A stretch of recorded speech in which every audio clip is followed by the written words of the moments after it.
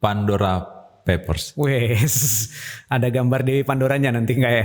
Aku juga nggak tahu Pandora itu apa. Yang aku tahu pintu Pandora. Kotak Pandora. Kotak Pandora.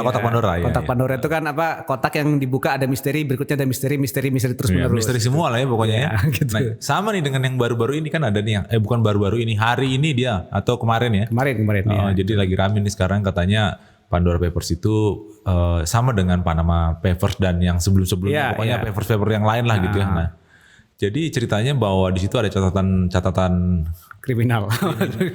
catatan kriminal keuangan lah.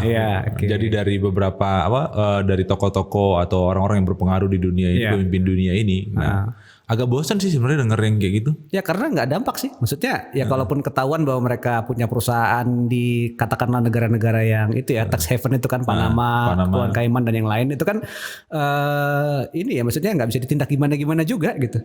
Lagi pula gini maksudku, apa salahnya mereka punya perusahaan? Ya itu kan konsepnya kan katanya ada menggelapkan pajak, ada ini dan macam-macam gitu. Jadi beda sama yang Panama sama Paradise kan, kalau itu kan cuma dapat dari satu kantor hukum gitu. Kalau yang ini katanya datanya sampai ada 600 jurnalis katanya gitu. Yang mengumpulkan data. Iya, dari berbagai negara, terus itu terkumpul di begitu banyak laporan gitu ya. Jadi sampai ini dibukanya pelan-pelan sekarang gitu ya. Buka pelan-pelan. Iya gitu. Dan aku baru lihat tuh kemarin tuh katanya Pak Luhut ada di Panjaitan katanya ada di dalam. Ya katanya gitu. Ya kasusnya Panama juga ada juga kan nyebut-nyebut waktu itu dan beberapa yang lain juga disebut-sebut gitu. Katanya Pak Luhut punya perusahaan di mana tuh di Panama ya, di Panama. Jadi gitu. Dan kalau di situ kan disebutkan dia sempat jadi direktur utama, tapi kemudian kan dia mengundurkan diri karena memang prospeknya katanya tidak menguntungkan lah kira-kira. Jadi dia keluar, ya wajar ya kalau orang usaha kan harusnya menguntungkan memang kan. Iya, dari apa kan tuh dibenerin sama bahwa dia pernah jadi direktur tuh dibenarkan kan sudah. Iya, itu benar. Tapi ya itu dia keluar dan dia fokus kembangin bisnisnya di Indonesia kan. Katanya gitu. Tapi kalau aku ngeliat sih gini Bang, maksudnya secara umum ya maksudnya even katakanlah benar itu kejadian gitu ya. Misal kita nggak menuduh atau siapa-siapa, tapi seandainya pun benar, tapi emang bisa diapain gitu kan? Karena kayak kemarin lah kita ngelihat waktu itu kan disebutkan ada Putin, ada Putin, presidennya Raja Abdullah yang di Libanon gitu kan. Mereka tinggal bilang enggak kan udah nggak bisa diapa-apain lagi gitu. Jadi ya sudah gitu. Jadi kupikir ya kita ini kayak kepanasan jenggot kayaknya. Iya. Gampang buat kipas-kipasin politik sih bisa sih ya kayaknya. Nah, iya, jangan-jangan ya apalagi mau deket-deket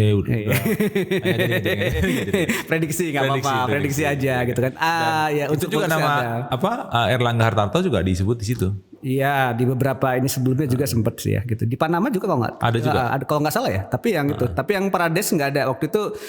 Tapi yang aku ingat ini rata-rata yang diungkap itu adalah kasus-kasus yang banyakan negara-negara yang dalam tanda petik dianggap kurang demokratis gitu ya. Jadi kayak Ukraina, Rusia, yang semi demokratis lah, kayak kita kan masih dianggap setengah demokrasi kita kan gitu. Jadi pejabat-pejabatnya diangkat. Yang Eropa sama yang Amerika mungkin nggak terlalu banyak gitu ya. Eropa Barat sama Amerika nggak terlalu banyak.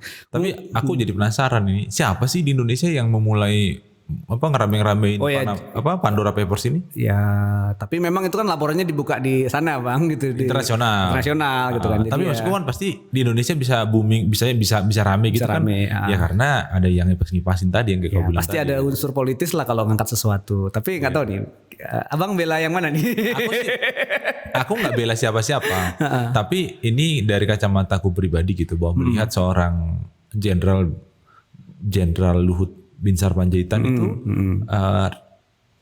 dari sudut primordialisku lah ya sebagai orang Batak. Waduh, ini main ras. Ya, maksudnya aku mau lihat dari sudut itu gitu. Ya dari kacamataku dia orang yang fine, maksudku dia orang yang punya integritas, dia juga sangat loyal mengerjakan tugas-tugasnya dengan baik. Jadi dan dia juga punya dampak yang luar biasa buat masyarakat Indonesia, tidak cuma untuk masyarakat di Toba. Dan ya rasanya aku agak sulit untuk percaya bahwa kalau dia punya catatan buruk yang ada di Pandora Papers itu ya. Ya, aku nggak bisa ngomong gimana sih. Maksudnya Pak Luhut itu kan apa ya, udah paripurna di empat-empatnya lah gitu ya. Pejabat negara iya, pejabat militer pernah lama gitu ya. Terus juga punya usaha gitu kan. Terus juga punya beberapa karya sosial gitu kan gitu. Jadi ya susah untuk diomongin kalau itu. Iya, maksudku.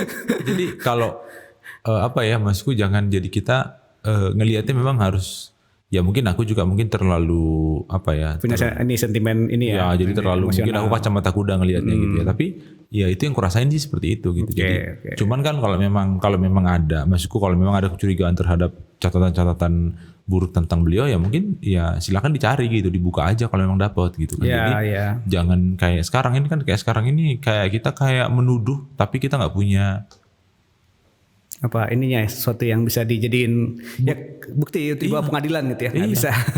Nah jadi kupikir dan kita tuh kebanyakan di negara ini yang kayak gitu. Jadi banyak isu-isu yang kayak rasanya tuh yang nggak perlu sebenarnya dibahas. Kenapa? Karena masyarakat kita ini juga sekarang kan lagi masih baru recovery dari pandemi ya. Dan kenapa sih orang nggak bahas misalnya gini, bahwa pandemi ini sekarang bisa sekarang ini pandemi ini ke level 1 ya, level 2 ini ada prestasi dari pemerintah juga. Iya. Dan termasuk di dalam itu ada Pak Luhut. Bukan aku yang bilang ya, tapi kau ya. Nah, itu kan benar kan?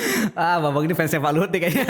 Aku nggak berani ngomong, nggak berani ngomong. Bukan, maksudku gini, ya kita terlalu banyak dicekoki hal-hal yang tidak perlu dibahas gitu. Jadi kayak sekarang juga beberapa media online juga, ya aku juga cukup ngelihatnya tuh cukup. Tapi maksudnya kemungkinan bahwa ada orang yang menggelapkan pajak kan bisa di mana aja. Oh ada, ya itu ya ada, itu benar. Tapi kan gini, ada ya itu ada sistem, maksudku ada sistem yang memang sistem yang salah di situ ya dalam pelaksanaannya gitu. Dan maksudnya kalau orang buka perusahaan di katakanlah negara-negara yang tax haven kayak Panama, kayak Kepulauan Cayman dan lain-lain kan bisa aja orang wajar curiga gitu kan, wajar kan. Iya curiga boleh, tapi kan nggak salah dia buka di situ, orang dia punya duit, orang dia punya duit dan dia lihat aspek bisnisnya bagus, kenapa enggak gitu? Sama dengan kita. Kalau misalnya hari ini ada tukang jualan ayam goreng di sebelah minimarket. Terus karena kita lihat prospeknya bagus, kita juga jualan ayam di sebelahnya. Sama ayam goreng juga gitu. Betul. Apa itu salah? Iya. Tapi kadang-kadang itu karena di beberapa negara kan kadang-kadang itu dianggapnya sebagai pelanggaran etis lah gitu ya. Jadi bukan pelanggaran hukum gitu. Iya, aku setuju. Cuman ya memang kalau terhadap penggelapan atau pengemplang pajak kita memang tidak kita tidak pro sama itu ya. Itu memang harus dilawan dan memang harus dibereskan. Tapi kupikir ya kalau kita mau jangan kasak kusuk sesuatu. Iya, mending kalau memang ada buktinya langsung dibawa ke pengadilan, dilaporkan gitu ya. Jadi lebih ini ya. Tapi siapa yang berani ngelaporin Bang? Ini masuk ini. Jadi jangan ada presiden buruk kan. Iya, kalau ngelihat seperti ini orang jadi mungkin di pikiran doang. Iya. Tapi kan jadi suatu prasangka yang nggak perlu harusnya kita kita lakukan gitu loh. Iya, dan sebenarnya nggak harus ini ya, maksudnya kadang-kadang juga karena orang punya kuasa mungkin kadang-kadang jadi takut dikritik atau gimana gitu. Tapi sebenarnya kalau kritik biasa sebenarnya nggak masalah kan gitu. Kalau menurutku ya, ini Pak Luhut itu silakan dikritik dan dia juga minta gitu loh dikritik. Dan rasanya kan gini, kalau kritik itu kan juga ada batas ya.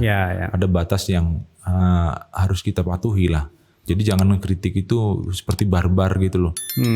Jadi ada etika yang harus kita nggak boleh langgar di situ. Dan kalau sudah kelewatan ya memang harus perlu diperingatkan. Seperti kayak kemarin tuh ada yang pakai ITE tuh, jarang-jarang loh Pak Luhut pakai ITE. Oh iya, itu dia juga baru kali itu kan. Nah, jadi maksudnya dia udah begitu sabar loh, maksudku jadi dapat publik untuk tidak merespon yang sebelum-sebelumnya gitu, kritik-kritik atau berita-berita miring terhadap dia kan gitu. Jadi dari sini kita bisa ngelihat bahwa dia memang seorang jenderal yang memang patut diacungin jempol lah, karena dia cukup punya kebijaksanaan dalam bersikap, dalam berpikir dan bertindak gitu. Dan aku rasa ya kalau kau bilang aku pendukung Pak Luhut, bukan ya. Aku bukan pendukung Pak Luhut, tapi aku cukup respect dan cukup kagum dengan prestasinya. Oke. Jadi balik lagi nih, kalau yang Pandora nih, kira-kira gimana? Kita nggak bisa spekulasi lah ya? Nggak bisa lah. Udah lah, nggak usah diomongin lagi Pandora itu gitu. Ngapain ditebak-tebak segala macam gitu. Kalau kecuali nanti kalau misal pun ke depan nanti ada buktinya ya mungkin. Soalnya datanya bukanya tuh pelan-pelan Bang. Jadi kan berapa ratus giga itu kan. Jadi pelan-pelan dibukanya dan itu dalam banyak bahasa gitu. Dan mungkin Indonesia kurang seru kalau diangkat gitu ya. Maksudnya di antara pejabat-pejabat negara lain yang kayak Presiden Abdullah yang di Libanon sama ini. Tapi gini, maksudku data itu dari mana gitu. Maksudku yang buka, yang create data itu siapa, kan ada yang create data itu. Iya, dan memang memang ya ada yang dari firma hukum, ada yang dari kantor berita, ada yang lain. Kalau kasusnya dulu Panama kan satu kantor berita di Jerman dapat bocoran dari salah satu lembaga konsultasi finansial hukumnya gitu kan, dan itu akhirnya jadi diekspos gitu. Tapi sebenarnya itu juga, jadi kemarin kritik terbesarnya sama Pandora ini adalah ya jangan-jangan ini cuma ilusi aja supaya kita kita punya kebebasan berekspresi gitu kan, kita bisa ada orang yang disalahin gitu kan, walaupun sebenarnya nggak akan mengubah apa-apa sih. Ya masku itu tadi ilusi, itu kan apa? Kalau aku pikir kalau sekarang itu kayak maksudnya data transaksinya mungkin real tapi ya itu. Tapi jadi kayak ya itu kan kalau ilusi itu kan jadi kayak mempermainkan sebenarnya kan. Gitu. Lagi ngetes gitu. Mana yang bisa digoyang nih di antara semua pejabat yang disebut di sini bisa jadi. Ini masih 2021 loh.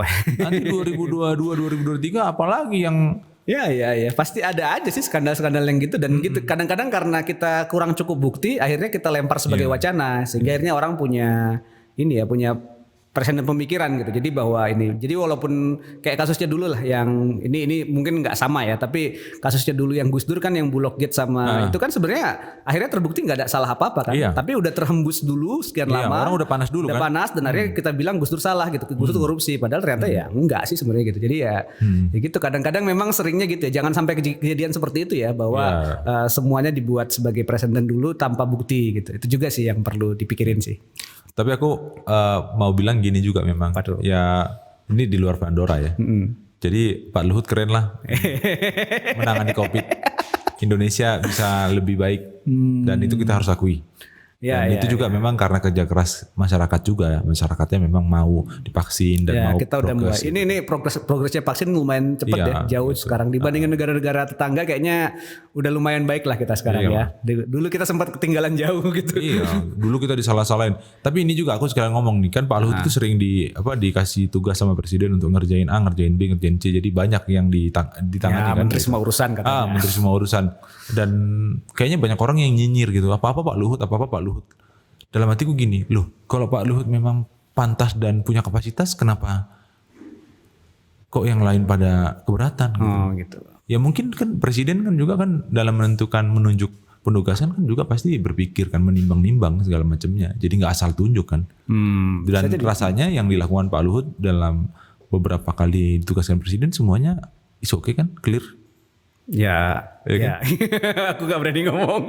Tapi ya memang maksudnya ya dia tipe-tipe yang ini sih ya, maksudnya karena mungkin pengaruh didikan di militer gitu. Jadi langsung dan lebih praktis seperti itu gitu.